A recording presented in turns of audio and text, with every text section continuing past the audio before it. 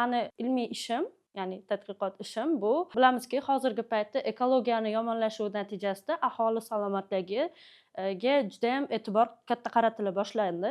Shu jihatdan ayniqsa Coviddan keyin aholi asosan tabiiy biologik faol vositalarga e'tibor qarata boshladi. Va odam organizmida ko'p kasalliklar bilamizki, yallig'lanishga qarshi ta'sirga ega, ya'ni yallig'lanish kasalligi bilan o'zaro bog'liq hisoblanadi. Shu sababli biza O'zbekistonda hali ilk bor mahalliylashtirilgan Astilbe chinensis o'simligi asosida biologik faol qo'shimchalar yangi dori shakl ko'rinishida ishlab chiqishni o'zimizga maqsad qilib belgilagandik va biza bu o'simlik asosida biologik faol qo'shimcha ishlab chiqdik. Inson organizmida ko'p kasalliklar o'sha yallig'lanish bilan bog'liq, ya'ni organizmdagi prostaglandinlarni oshishi natijasida yallig'lanish prosessi rivojlana boshlaydi. Biza bu o'simlik tanlaganimizda maqsad o'sha O'zbekistondagi xomashyo bazalarini kengaytirish va u asosida yangi faol qo'shimchalar ishlab chiqish, dori vositalarini ishlab chiqish. Hozirgi paytda dolzarb deb belgiladik. Bu asosida biza lejines dori shakli, ya'ni o'sha tomoq kasalliklarida yordam beradigan, yallig'lanishga qarshi ta'sirga ega bo'lgan dori shaklini ishlab chiqdik.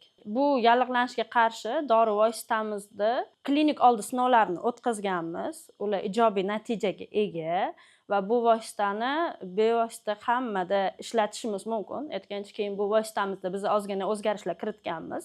Ya'ni uni tarkibida izomaltoza ishlatganmiz. Ya'ni hozirgi paytda ko'pchilik aholida sahr kasalligi uchraydi.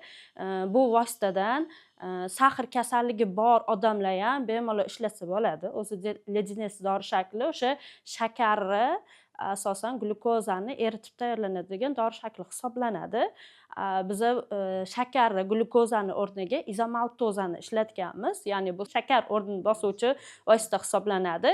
Izomaltoza asosida tayyorlangan vositadan bemalol o'sha qandli diabeti bor bo'lgan insonlar foydalanishi mumkin. Bu o'simlikni xomashyo bazasi yetarliligi to'g'risida bizga o'sha Zamonaviy Ramon tomonidan hujjat qilib berilgan. Mana oldimizda kuz-qish mavsumi boshlanmoqda. Bu esa o'sha yallig'lanishga qarshi dori vositalariga nisbatan talab oshishini bildiradi. Chet el mahsulotlarini, ya'ni eksport mahsulotlar, import qilinayotgan mahsulotlarni o'rnini bosadigan mahalliy yallig'lanishga qarshi va o'sha bevosita qand kasalligi bor insonlar uchun qo'llanila oladigan dori vositamizni ishlab chiqaruvchi korxonalar bilan hamkorlikda tayyormiz. Hurmatli tadbirkorlar, sizlar bilan tez orada uchrashamiz.